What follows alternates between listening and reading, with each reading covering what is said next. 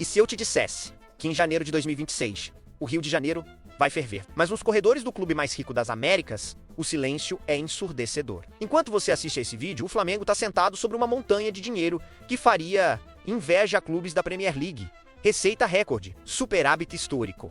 A marca mais valiosa do continente. Mas existe um paradoxo assustador acontecendo na Gávea. Enquanto Palmeiras e Botafogo trataram a primeira semana de janeiro como uma zona de guerra, anunciando reforços e preenchendo lacunas, o Flamengo não anunciou absolutamente ninguém, zero, nenhuma cara nova de peso para justificar a arrogância financeira que o clube ostenta. O que vamos dissecar hoje não é apenas uma janela de transferências ruim, é um sintoma de uma doença muito mais grave, a paralisia milionária. A diretoria convenceu a si mesma de que o elenco é intocável e que o dinheiro, por si só, resolve problemas táticos. Mas há um segredo sujo nessa inércia. A proposta desesperada por Caio Jorge não foi ambição, foi medo.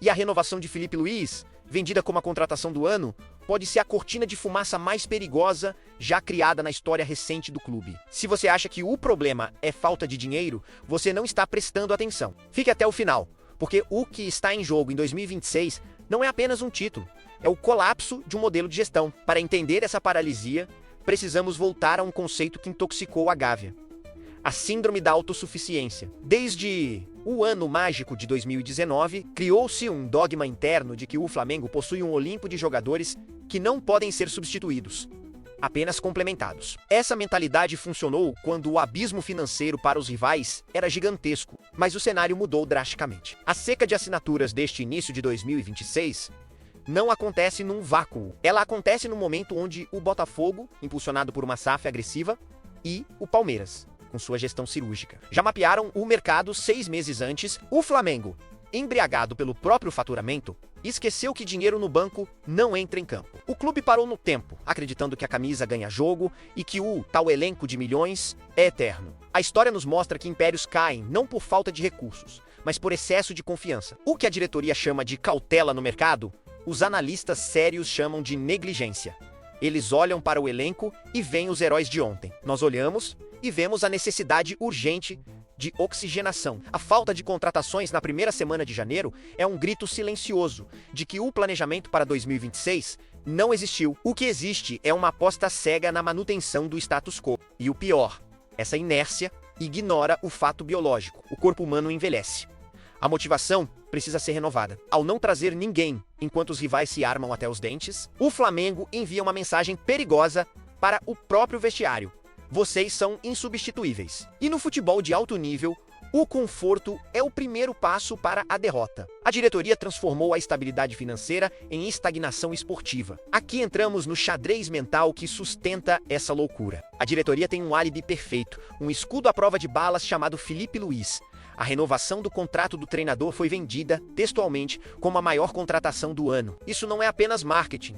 É uma confissão de dependência. Eles acreditam que a capacidade cognitiva de Filipe é suficiente para mascarar as deficiências físicas e técnicas do elenco. Taticamente, o Flamengo de Filipe Luís exige uma inteligência posicional absurda. Ele opera no conceito de memória de jogo, onde a bola corre mais que o homem. É lindo na teoria. Mas a realidade da Série A e da Libertadores exige vigor, choque, transição rápida. Ao não contratar peças de reposição com pulmão jovem, a diretoria obriga Filipe a jogar um xadrez onde ele tem menos peças do que o adversário, confiando apenas que suas peças são de ouro, mesmo que estejam enferrujadas. Observe a loucura tática.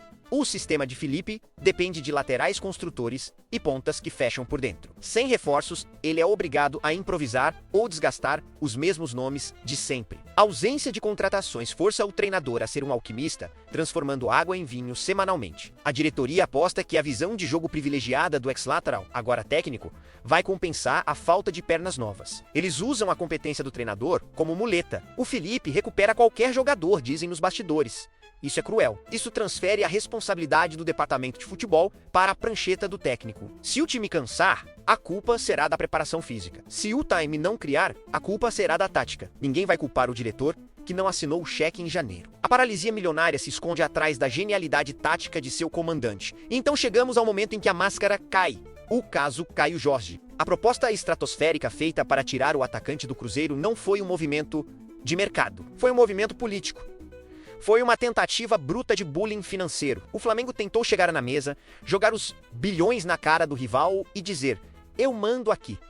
Mas o que isso revela sobre o scout do clube? Revela que o departamento de inteligência do Flamengo é preguiçoso ou pior, ignorado. Tentar tirar o destaque do rival pagando o dobro do preço de mercado não é scout, é apenas poder de compra. Mostra que o clube não está monitorando a joia escondida no Uruguai, o lateral promissor na Colômbia ou a oportunidade de mercado na Europa. Eles só olham para o que já está brilhando no quintal do vizinho. É a grife acima da necessidade. Essa obsessão por nomes prontos, como foi a tentativa por Caio Jorge, expõe a falência criativa da diretoria. Eles têm medo de apostar, eles têm medo de trazer um desconhecido e serem criticados se dar errado. Então, preferem pagar 20 milhões de euros em quem já conhecem ou não pagar nada e dizer que o mercado está difícil. A seca de assinaturas de janeiro é resultado direto dessa covardia.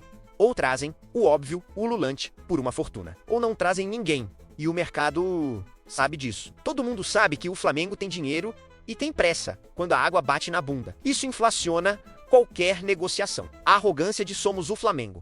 Esperamos a hora certa virou piada entre empresários. Eles sabem que, cedo ou tarde, o desespero vai bater. E o Flamengo vai pagar o dobro. A gestão financeira é elogiável nos balanços, mas desastrosa na execução do futebol. É um rico que não sabe fazer compras, só sabe ostentar o cartão Black. Agora, imagine o cenário. Maracanã, decisão de Libertadores ou reta final de Brasileiro. O time está empatando, as pernas pesam. O adversário, seja Palmeiras ou Botafogo, coloca 3 jogadores descansados, contratados em janeiro, com fome de bola. Filipe Luís olha para o banco do Flamengo, que ele vê as mesmas opções de 3 anos atrás, ou garotos da base que ainda não estão prontos para a guerra. Nesse momento, a paralisia milionária cobra seu preço. O dinheiro no banco não entra em campo para dar um carrinho. O superávit não cabeceia a bola no último minuto. A torcida, que lotou o estádio e pagou o ingresso mais caro do país, começa a cantar não por apoio, mas por cobrança. A mística da camisa rubro-negra é poderosa, mas ela não faz milagre sozinha contra o planejamento profissional dos rivais. A diretoria aposta tudo na mística e na competência de Filipe Luís. Eles estão jogando roleta russa com o coração de 48 milhões de pessoas. Se dar certo, dirão que foram gênios da gestão. Se der errado, a culpa cairá sobre o treinador ou sobre o acaso. Mas nós sabemos a verdade. O acaso se constrói. E o Flamengo escolheu construir o seu futuro em cima de uma fundação de arrogância e inércia. A temporada de 2026 está sendo decidida agora, neste silêncio de janeiro. E cada dia sem uma assinatura, cada dia sem uma nova peça para a engrenagem, é um dia mais que o Flamengo dá de vantagem para quem quer derrubá-lo. A pergunta que fica ecoando no concreto do Maracanã não é quanto dinheiro temos, mas sim o que estamos fazendo com ele. O Flamengo vive o perigoso conforto dos reis que acham que nunca serão destronados. A aposta na manutenção do elenco e na figura messiânica de Filipe Luís é a maior cartada da história dessa gestão. Se vencerem, reescrevem a lógica do mercado. Se perderem, 2026 não será apenas um ano sem títulos. Será o ano em que a torcida vai invadir a Gávea para cobrar cada centavo desse superávit que não entrou em campo. E você, torcedor, acredita que Filipe Luís consegue fazer mágica com o elenco atual? Ou a diretoria está jogando a temporada no lixo por pura arrogância? Comenta aqui embaixo, Filipe genial ou diretoria omissa? Eu quero ver o caos nos comentários. Não esquece o like, porque aqui a gente fala que a TV não tem coragem. Até a próxima, se eu te dissesse.